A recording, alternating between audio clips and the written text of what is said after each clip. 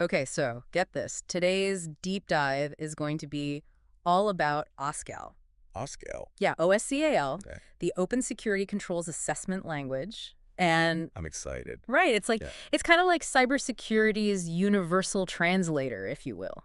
Yeah, that's a really good way to put it. It's like instead of everyone speaking different languages, you've got all these different security standards and frameworks, and they're not really talking to each other. Yeah. So Oscal comes in and it's like, okay, let's create this common language that everyone can use, and then everything from documenting your controls to actually automating the assessment of those controls becomes so much smoother. It's like everyone's suddenly on the same page. Exactly. And speaking of being on the same page, you handed me this stack of sources on Oscal. Looks like NIST is really getting serious about it. Yeah, they're definitely pushing for wider adoption. We've got NIST calling for input on its future. There's like real world examples of how it's being used. Mhm. We've even got like GitHub threads. People are actually debating this stuff. It's getting lively out there. But okay, so Oscal, it's supposed to make things easier, right? Yeah, that's the goal. But where's the rubber meet the road? Like, give me a real world scenario. Okay, so let's say you're a cloud provider and you're trying to achieve FedRAMP certification. Oh, FedRAMP. Yeah, we're talking serious security here. Like, notoriously tough, right? Like it's like the gold standard for cloud security, especially for any company that wants to work with the U.S. government. So, high stakes. High stakes, and Oscal can actually play a huge role in streamlining that whole FedRAMP process. Oh, okay, now you're talking. So, how does it do that? So imagine all the documentation, right? You have to prove that your system meets all these crazy specific security controls. Mountains of paperwork, I bet. Mountains. And it's not just about having the controls in place. You have to prove it. You have to document it all in a way that auditors can understand. Yeah, makes sense. Oscal comes in. And because it's standardized, it can automate a lot of that documentation process. Oh, that's huge. Right. So you're potentially saving months of work, tons of money, and a whole lot of headaches. For anyone who's ever dealt with FedRAMP, that's a lifesaver. It really can be. I mean, just to back up for a second, for those who might not be familiar, what exactly is FedRAMP and why should they care about Oscal swooping in to save the day? Right. So FedRAMP is basically the Fort Knox of security standards for cloud services that handle government data. Yeah. It's all about making sure that sensitive information stays locked down tight.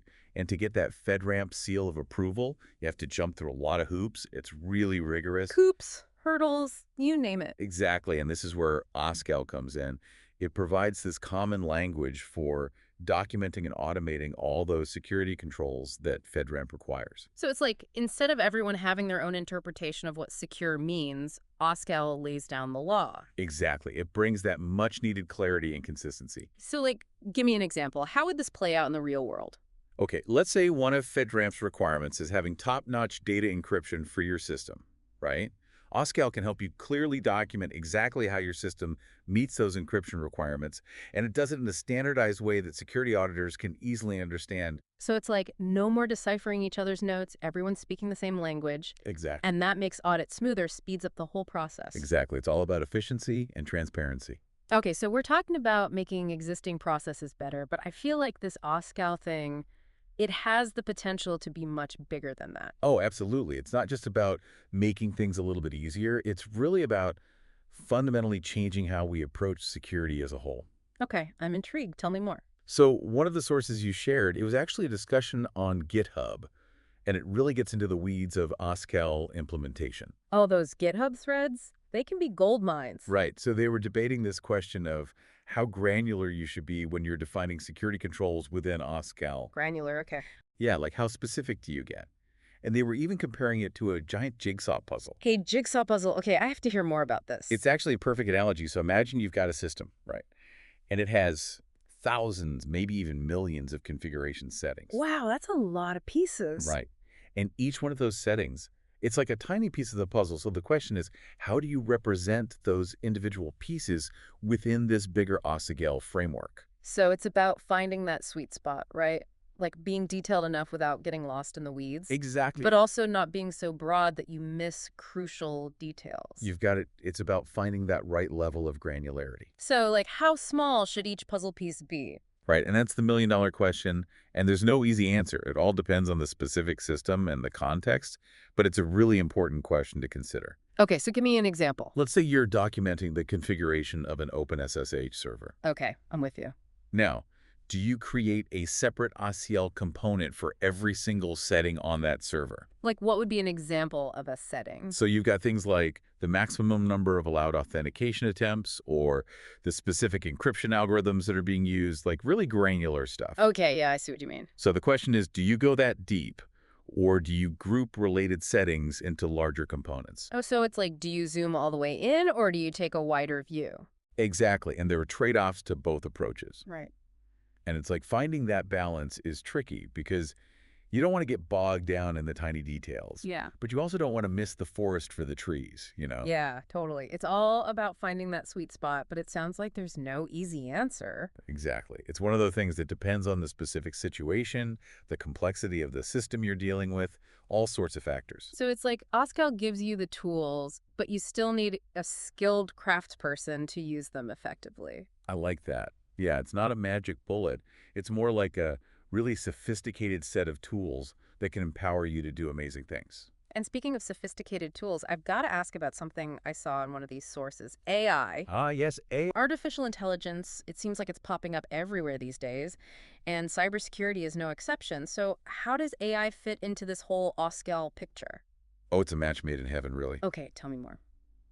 So we talked about how Oscal gives us this structured machine-readable data, right? Right, like a common language for security. Exactly. And AI algorithms, they love data like that. They can analyze it, find patterns, and identify potential issues way faster than any human ever could. Okay, so it's like having an AI security guard constantly patrolling your systems, looking for anything suspicious. That's a great way to put it. And we're already seeing this happening in the real world, you know? Oh, really? Like how? So there are AI-powered tools being developed that can actually validate OSCAL documents. They can make sure the information is accurate, consistent, and that there aren't any gaps in your security controls.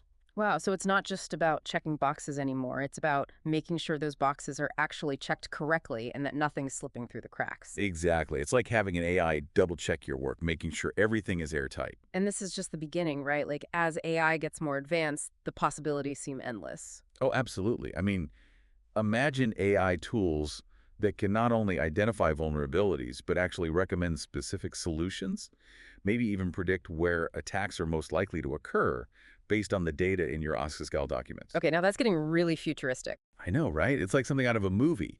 But this is the reality we're moving towards. And NIST, they're definitely thinking ahead. They know AI is going to be a game changer in cybersecurity, and with OSCAL, they're laying the groundwork for that future. It's like they're building the roads for the AI revolution in cybersecurity. Exactly. And it's exciting because it's not just about the technology, it's about what that technology allows us to do. Which is ultimately to create a more secure digital world. Precisely. But with all this talk about AI in the future, I don't want to lose sight of the human element here. Right, because ultimately it's people who are building and implementing these systems. And it's people who are most affected by security breaches. Exactly, and I think that's something that sometimes gets lost in the shuffle, you know?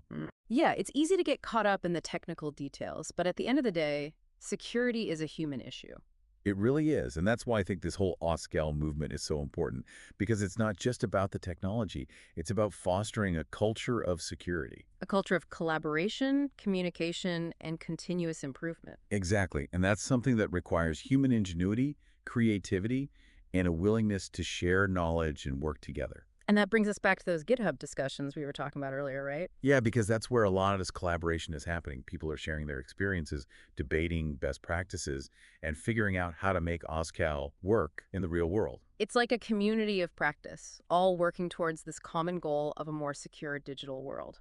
Exactly, and that's what makes this whole field so exciting to me. It's constantly evolving, there's always something new to learn, and it's all driven by this shared passion for making the digital world a safer place. It's like Oscal is a living, breathing thing, like it's always changing and growing as the whole cybersecurity landscape shifts around it. That's a really good way to put it. Yeah, it has to be adaptable. And it gets you thinking, if it can do all this for cybersecurity, bringing everything together and making it all make sense, could it work in other fields too? Oh, absolutely. I mean, Yeah. think about all the other industries that are dealing with complex systems and sensitive information.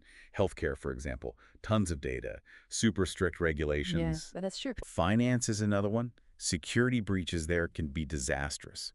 Even something like supply chain management, where trust and transparency are crucial, could benefit from this kind of approach. I see what you mean. It's all connected in a way. Right, all these different areas grappling with similar challenges. So many possibilities. It's pretty exciting when you think about it like that. Definitely. It's like we're just scratching the surface of what Oscal can do.